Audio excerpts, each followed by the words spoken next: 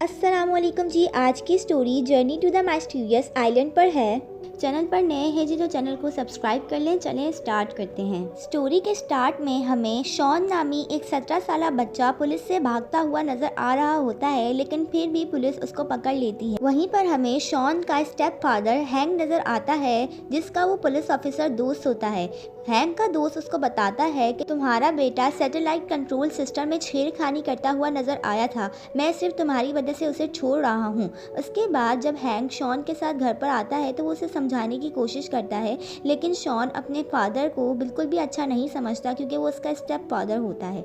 अगली ही सुबह hang Shawn के पास जाता है और उससे बात करने की कोशिश करता है। फिर वो शॉन से कहता है कि तुम उस सैटेलाइट रूम में क्यों गए थे, तो शॉन हैंक को बताता है कि मुझे किसी ने एक वॉइस मैसेज भेजा था जो सिग्नल कम होने की वजह से मुझे समझ नहीं आए, इसीलिए मैं उस कंट्रोल रूम में गया था। फिर हैंक देखता है कि शॉन किसी कोड वर्ड को सॉल्व करने की कोशिश कर रहा होता है। हैंक चूंकि शॉन के साथ अपने ताल्लुकात अच्छे करना चाहता है, इसीलिए वो उसकी मदद करता है और उसको कहता है कि जब मैं पहले नेवी में था तो ऐसे कोड वर्ड्स को बड़ी आसानी से ही सॉल्व कर लेता था, और फिर वो उसकी मदद करके उन कोड वर्ड्स को सॉल्व करता है जिसमें एक सेंटेंस बनता है कि वो आइलैंड असली है। ये बात सुनकर शॉन बहुत ही ज्यादा खुश हो जाता है, और फिर जब वो उस पेपर पे लिखे हुए कोड वर्ड्स को और सॉल्व करते हैं तो उन्हें एक बुक का नाम मिलता है। और जैसे ही हैंक शॉन को उस बुक का नाम बताता है तो शॉन हैरान हो जाता है क्योंकि उसके पास वो बुक ऑलरेडी होती है, और फिर वो बुक लेकर आता है और हैंक को दिखाता है। जब वो पूरे पेपर पे लिखे हुए वर्ड्स को सॉल्व कर लेते हैं तो उसमें बाकी 3 बुक्स का भी नाम लिखा होता है। शॉन जब बाकी की 3 बुक्स भी लाता है तो उन सब के पहले पेज पे एक नक्शा बना हुआ होता है। पहले तो इन दोनों को कुछ भी समझ नहीं आता, लेकिन हैंक अपना दिमाग लड़ाते हुए उन तीनों नक्शों को एक गिलास के नीचे रखता है और फिर उन्हें रोशनी की मदद से सेट करता है। तो वो देखते हैं कि वो पूरा एक नक्शा बन जाता है और उसके ऊपर सारा रास्ता भी लिखा हुआ होता है। उसके बाद शॉन फैसला करता है कि वो उस जगह पर जाएगा, लेकिन हैंक उसको मना कर देता है कि तुम वहाँ नहीं जा सकते, पता नहीं किस सरफिरे आदमी ने तुम्हें रेडियो पर मैसेज भेजा था। लेकिन फिर शॉन हैंक को कहता है कि वो सरफिरा आदमी मेरे दादाजी हैं और वो 2 साल पहले गायब हो गए थे और मैं उन्हें वहाँ लेने के लिए जा रहा हूँ। शॉन के अकेले जाने में खतरा होता है, इसीलिए हैंक उसके साथ जाने का फैसला करता है ताकि उसके और शॉन के ताल्लुकात भी अच्छे हो सकें। उसके बाद ये लोग उस जगह पर जाने के लिए एक सवारी ढूंढते हैं, पर जिसको भी ये लोग वहाँ का पता बताते हैं कोई भी वहाँ पर जाने के लिए राजी नहीं होता, ये कहकर के उस जगह पर बहुत तूफान आते हैं। फिर वहीं पर गोटाबो नाम का एक आदमी उन्हें ले जाने के लिए राजी हो जाता है, जिसकी एक बेटी भी होती है जिसका नाम कैनली होता है,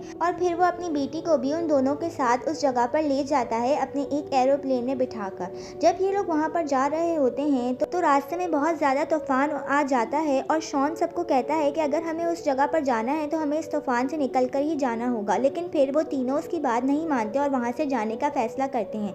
और फिर जब वो एरोप्लेन को मोड़ रहे होते हैं तो एरोप्लेन का कंट्रोल उसके हाथ से खो जाता है, और फिर गटाबो का एयरप्लेन उस तूफान में फंस कर क्रैश हो जाता है। लेकिन खुशकिस्मती से ये चारों बच जाते हैं और समंदर के किनारे गिर जाते हैं। पर वहीं पर ये देखते हैं कि वहाँ एक छोटी सी गुफा होती है। शॉन वहाँ जाने का फैसला करता है, और ये चारों जब उस गुफा से बाहर निकलते हैं तो देखते हैं कि वहाँ पर सच में एक आइलैंड होता है, एक मिस्टीरियस आइलैंड जो कि बहुत ही ज़्यादा बड़ा और खूबसूरत होता है। पर वो आइलैंड थोड़ा सा अजीब होता है। हमारी दुनिया में जो एनिमल्स छोटे होते हैं उस आइलैंड पर वो बहुत बड़े होते हैं, जैसे कि बटरफ्लाई जो कि बहुत छोटी होती है वहाँ पर बहुत बड़ी होती है, और एलिफेंट जो कि बहुत बड़ा होता है उस आइलैंड पर बहुत ही ज़्यादा छोटा होता है। इसी वजह से ये आइलैंड बहुत ही मिस्टीरियस होता है। उसके बाद ये लोग आगे जाने का फैसला करते हैं और वहाँ पर चल ही रहे होते हैं कि इन्हें अजीब सी किस्म के पत्थर नज़र आते हैं, और कुछ ही देर बाद हैंक को अंदाज़ा होता है कि ये पत्थर नहीं बल्कि बड़े बड़े अंडे हैं। बस ये लोग बात ही कर रहे होते हैं कि वहाँ पर एक बहुत ही बड़ी सी छिपकली आ जाती है जिसके वो अंडे होते हैं, और फिर वो छिपकली इन पर अटैक कर देती है। ये छिपकली इसलिए इतनी बड़ी होती है क्योंकि हर एनिमल की तरह छिपकली भी हमारी दुनिया में छोटी होती है, लेकिन उस आइलैंड पर छिपकली बहुत बड़ी होती है। ये लोग उस छिपकली से बचकर भाग ही रहे होते हैं कि वहाँ पर एक आदमी आ जाता है और बड़े बड़े डंडों की मदद से उस छिपकली को मार देता है, और फिर वहीं पर पता चलता है कि वो आदमी और कोई नहीं बल्कि शॉन का दादा होता है। और फिर वो शॉन से मिलता है और उन सबको अपने घर लेके जाता है जो कि उसने एक ट्री के ऊपर बनाया होता है। वो सबको बताता है कि मैंने यहाँ पर रहने के तरीके सीख लिए हैं और मैंने ही तुम्हें रेडियो पर सिग्नल भेजा था। ये सुनकर कैनली कहती है कि हम उस रेडियो के ज़रिए मदद बुला सकते हैं, लेकिन फिर शॉन का दादा कहता है कि वो रेडियो सिर्फ तभी चलता है जब अच्छे रेडार सिग्नल्स होते हैं और वो भी सिर्फ 2 हफ्ते में एक ही बार आते हैं, इसीलिए हम अभी मदद के लिए नहीं बुला सकते। और फिर वो कहता है कि मैं तुम लोगों को सुबह एक बहुत ही खूबसूरत चीज़ दिखाने के लिए लेकर जाऊँगा। और फिर अगली सुबह उनका दादा उन सबको एक बहुत ही खूबसूरत सी जगह पर लेकर जाता है, जो कि एक बहुत ही बड़ा महल होता है जिसका नाम एटलांटिस होता है। ये सुनकर हैंक कहता है कि ये तो बहुत ही अरसा पहले पानी में डूब गया था, लेकिन फिर शॉन का दादा उसको बताता है कि पानी में डूब तो गया था, लेकिन ये 70 साल पानी के नीचे रहता है और 70 साल पानी के ऊपर रहता है, तभी ये आइलैंड एक मिस्टीरियस आइलैंड है। ये सुनने के बाद हैंक वहाँ पर पानी देखता है और जब वो उस पानी को चखता है तो वो पानी नमकीन होता है और हैंक सबको बताता है कि ये पानी ज़रूर ज़मीन के नीचे से आ रहा है, इसका मतलब ये है कि ये आइलैंड बहुत ही जल्दी डूब जाएगा। लेकिन फिर शॉन का दादा कहता है कि मेरी कैलकुलेशन के मुताबिक ये आइलैंड डूबने में अभी 14 साल बाकी हैं, लेकिन हैंक कहता है कि हमें यहाँ से निकलना होगा क्योंकि मेरी कैलकुलेशन के मुताबिक ये थोड़े से दिनों में ही डूब जाएगा। लेकिन फिर शॉन अपने दादा से कहता है कि इस किताब में एक सबमरीन का भी जिक्र है जो कि कैप्टन नीमो की है, वो सबमरीन कहाँ पर है? तो फिर उसका दादा कहता है कि इस किताब में ये नहीं लिखा है कि वो सबमरीन कहाँ पर है, लेकिन इस आइलैंड पर कैप्टन नीमो की कब्र है, हम वहाँ पर जाकर देख सकते हैं। उसके बाद जब ये लोग कैप्टन नीमो की कब्र देखते हैं और उसके अंदर जाते हैं तो वो देखते हैं कि कैप्टन नीमो के ढांचे के हाथ में एक और किताब होती है और जब वो उस किताब को लेकर आते हैं तो उस पर लिखा हुआ होता है कि वो सबमरीन कहाँ पर है, जो कि इस आइलैंड की दूसरी साइड पर एक पहाड़ की चोटी पर होती है। ये सुनने के बाद हैंक कहता है कि हमें जल्दी से उस सबमरीन को ढूंढना होगा और यहाँ से निकलना होगा क्योंकि ये आइलैंड डूबने वाला है। और उसके बाद ये लोग सबमरीन ढूंढने के लिए निकल जाते हैं, लेकिन ये रास्ता बहुत ही खतरनाक होता है। इन्हें रास्ते में अजीब अजीब से पेड़ दिखाई देते हैं जो कि इंसानों को खाते हैं और फिर वहीं पर इन्हें बड़ी बड़ी सी चींटियाँ दिखाई देती हैं और इन्हें तंग तंग रास्तों से जाना पड़ता है। लेकिन फिर भी ये इन सब मुश्किलात का सामना करते हुए जा रहे होते हैं कि देखते हैं कि वहाँ पर एक पहाड़ में से सोना निकल रहा होता है और ये देखकर गोटाबो की आंखें खुली की खुली रह जाती हैं और वो कहते हैं कि हमें वहाँ जाना है। लेकिन फिर हैंक सबको मना कर देता है और कहता है कि हमें अपनी जान बचानी होगी और यहाँ से निकलना होगा। पर फिर वो लोग देखते हैं कि वो लोग जहाँ जा रहे होते हैं वहाँ पर बड़े बड़े पहाड़ होते हैं और उन्हें उस पहाड़ पर चढ़ना होता है। वहीं पर शॉन का दादा एक बड़ी सी मधुमक्खी पर बैठ जाता है और कहता है कि हमें इसी तरीके से वहाँ तक पहुँचना होगा। पहले तो ये सब डर जाते हैं, लेकिन फिर वो लोग भी सब मधुमक्खी पर बैठकर उस पहाड़ को पार करने के लिए जाते हैं। लेकिन मधुमक्खियों की तरह वहाँ के परिंदे भी बहुत बड़े होते हैं और इन सबको उड़ता देखकर बहुत सारे परिंदे इनके पीछे आ जाते हैं इनको खाने के लिए। लेकिन फिर ये सब लोग बड़ी ही होशियारी के साथ 2 परिंदों को टकरा देते हैं और फिर वहाँ से बचकर निकलने वाले होते हैं, लेकिन फिर भी एक परिंदा इनका पीछा कर रहा होता है। वहीं पर इस परिंदे से बचते हुए कैंडी गलती से उस मधुमक्खी के ऊपर से गिर जाती है, जिसे बचाने के लिए शॉन भी नीचे आ जाता है, पर वो कैंडी को बचाते हुए गिर जाता है जिसकी वजह से उसके एंकल में फ्रैक्चर आ जाता है। लेकिन फिर वहीं पर हैंक आकर उन परिंदों का मुकाबला करता है, उन्हें भगा देता है। उसके बाद ये लोग चल तो नहीं पाते और रात भी हो जाती है, इसीलिए ये वहीं पर स्टे करने का सोचते हैं। हैंक शॉन के पाँव पर पट्टी बांधता है और उसको खुश करने के लिए गाना गाता है और यहीं पर हैंक और शॉन के ताल्लुकात भी अच्छे हो जाते हैं और फिर ये लोग फैसला करते हैं कि सुबह उठते ही वो सबमरीन ढूंढने के लिए जाएंगे।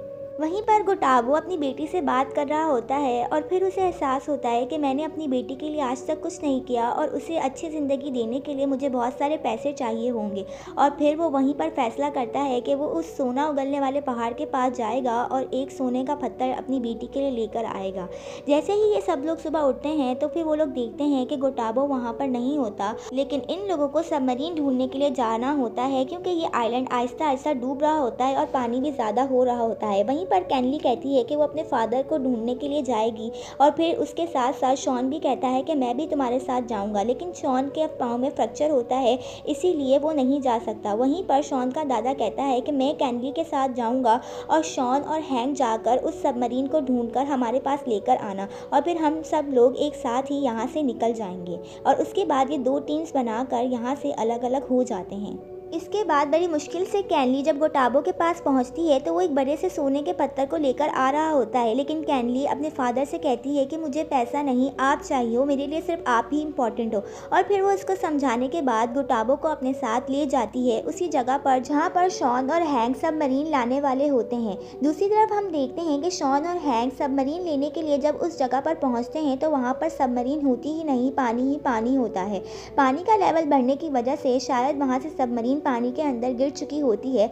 इसीलिए सबमरीन को ढूंढने के लिए शॉन और हैंक पानी में जंप कर देते हैं और फिर जब वो लोग जंप कर देते हैं तो वो पानी में सबमरीन ढूंढ लेते हैं, लेकिन फिर पानी में एक बहुत ही बड़ी ईल को देखते हैं जिसके अंदर बहुत ही ज़्यादा करंट होता है। वो ईल भी इनके ऊपर अटैक कर देती है, लेकिन ये लोग ईल को चकमा देकर किसी ना किसी तरीके से उस सबमरीन के अंदर घुस जाते हैं। पहले तो वो लोग सबमरीन के अंदर जाने के बाद सबमरीन का पानी निकालते हैं और जब सबमरीन को स्टार्ट करने की कोशिश करते हैं तो वो स्टार्ट ही नहीं होती और फिर उन्हें पता चलता है कि सबमरीन को स्टार्ट करने के लिए बहुत ही ज़ोर का करंट देना पड़ेगा और वो लोग कहते हैं कि करंट कहाँ से आएगा, लेकिन फिर उनका ध्यान उस ईल की तरफ जाता है जिसके अंदर बहुत ज़्यादा करंट होता है और फिर ये लोग एक प्लान बनाते हैं। हैंक एक बड़े से रॉड के ऊपर उस इंजन की तार को बांध देता है और फिर शॉन को कहता है कि जब मैं बाहर जाऊँगा और उस ईल के अंदर ये रॉड फेंकूँगा तो तुम अंदर से इंजन ऑन कर देना और फिर ये ऐसा ही होता है। हैंक बाहर जाता है और ईल को अपनी तरफ मुतवज्जो करता है। जैसे ही ईल उसके ऊपर अटैक करने के लिए आती है तो हैंक वो रॉड उस ईल के मुंह में डाल देता है, जिसकी वजह से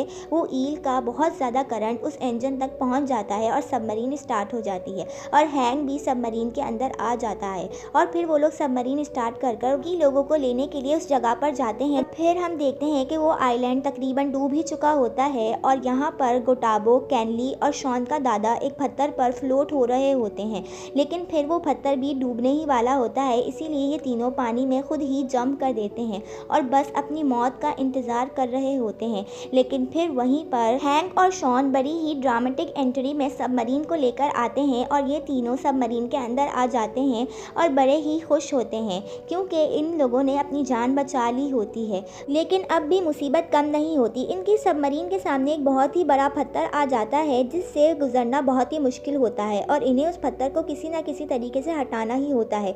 इसीलिए हैंक शॉन को कहता है कि मैं जब तुम्हें कहूँ तो फिर तुम इस बटन को ऑन कर देना और फिर वहीं पर हैंक एक बड़ा सा मिसाइल सबमरीन के अंदर डालता है और शॉन को कहता है कि बटन ऑन कर दो और जब वो बटन ऑन करता है तो वो मिसाइल उस पत्थर पर लगता है और वो पत्थर टूट जाता है और इस तरीके से ये लोग अपनी जान बचाते हैं और उस सबमरीन को वहाँ से निकाल लेते हैं और सब बहुत ही ज़्यादा खुश होते हैं। उसके बाद हमें 6 महीने बाद का सीन दिखाई देता है जहाँ पर हम देखते हैं कि गुटाबो अब एक बहुत ही ज़्यादा फेमस टूरिस्ट बन चुका है और उसके बाद उसका जहाज़ तो नहीं है लेकिन बहुत ही पुराना सबमरीन है और वो बहुत ज़्यादा अमीर और खुश हो जाता है। और यहीं पर हम शॉन हैंक की फैमिली को देखते हैं जो कि शॉन का बर्थडे सेलिब्रेट कर रहे होते हैं और वहीं पर शॉन के दादा आते हैं और उसे बर्थडे प्रेजेंट देते हैं जो कि एक बुक होती है जिसके नाम होता है from the earth through the moon और उसका दादा शॉन को कहता है यही हमारी पीढ़ी का अगला एडवेंचर है। और यहीं पर इस मूवी का एंड होता है। वीडियो अच्छी लगी हो तो चैनल को सब्सक्राइब कर दें, लाइक कर दें, शेयर कर दें एंड कमेंट कर दें। Thank you so much. अल्लाह हाफ़िज़।